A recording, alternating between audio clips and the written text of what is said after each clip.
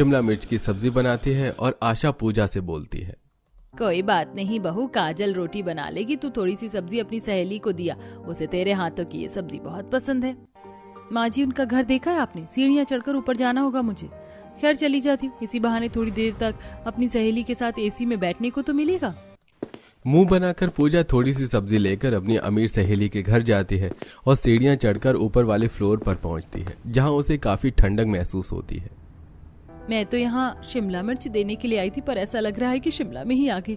कितनी ठंडक है यहाँ। अरे बहू, तुम्हारे घर में तो बड़ी जल्दी खाना बन गया। वैसे मेरी बहू रसोई में है, तुम रसोई में ही सब्जी दे आओ।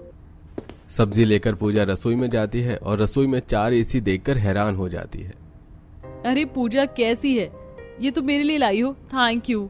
अब आई हो तो थोड़ी देर बैठ कर ही जाना। मैंने मैगी बनाई है, एक बार तुम भी मेरे हाथों की मैगी टेस्ट करके देखना।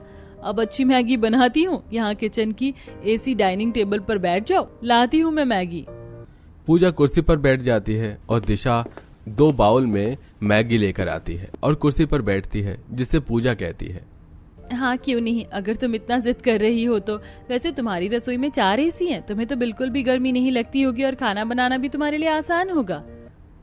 हाँ, खाना बनाना आसान तो है, पर अब मुझे एसी की इतनी आदत हो चुकी, बिना एसी के तो मैं कहीं बाहर ही नहीं जा पाती। वैसे ज्यादा एसी की आदत होना भी अच्छी बात नहीं है। इस तरह दिशा और पूजा मैगी खाती हैं और काफी देर तक बैठकर बातें करती हैं।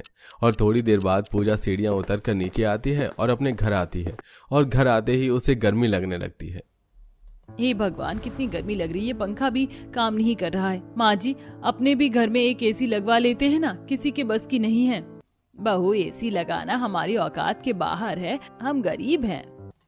आपसे तो कुछ बोलना ही बेकार।